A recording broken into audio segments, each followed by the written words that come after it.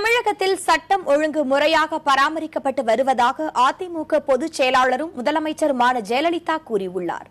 சென்னையில் சேப்பாக்கம், திருவல்லிக்கேணி, எழும்பூர், ராயபுரம் உள்ளிட்ட தொகுதிகளில் வாகனம் மூலம் முதலமைச்சர் பரப்புரை மேற்கொண்டார். அப்போது பேசிய அவர், திமுக ஆட்சியில் மின்வெட்டால் தமிழகம் இருளில் மூழ்கியிருந்ததாக கூறினார். நில அபகரிப்பால் ஏராளமானோர் பாதிக்கப்பட்டதாகவும் சட்டம் ஒழுங்கு சீர்குலைந்து இருந்ததாகவும் குற்றம் சாட்டினார். அதேபோல் அதிமுக அரசின் சாதனைகளையும் கூறி ஜெயலலிதா வாக்கு சேகரித்தார்.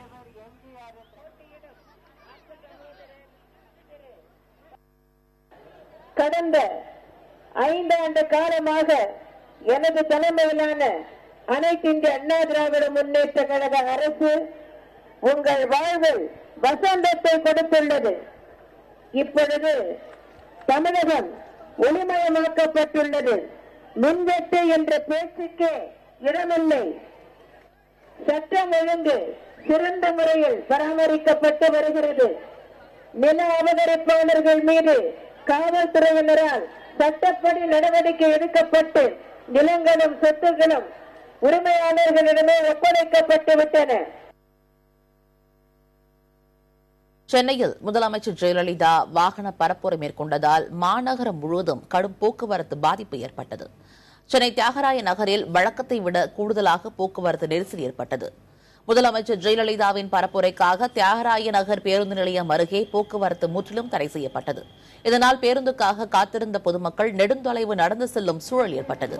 வெயிலில் நீண்ட நேரம் போக்குவரத்து தடைப்பட்டதால் இருசக்கர வாகன ஓட்டிகள் கடும் அவதிக்குள்ளாகினர். இதேபோல முதலமைச்சர் ஜெயலலிதா பரப்புரை மேற்கொண்ட பகுதிகளான கோயம்பேடு, வடபழனி இடையே கடும் போக்குவரத்து நெரிசல் ஏற்பட்டது. கிண்டி கத்திப்பாரா மேம்பாலம், நுங்கம்பாக்கம், அடையாறு, மயிலாப்பூர் உள்ளிட்ட பகுதிகளிலும் போக்குவரத்து பாதிக்கப்பட்டதால் மக்கள் கடும் அவதியடைந்தனர்.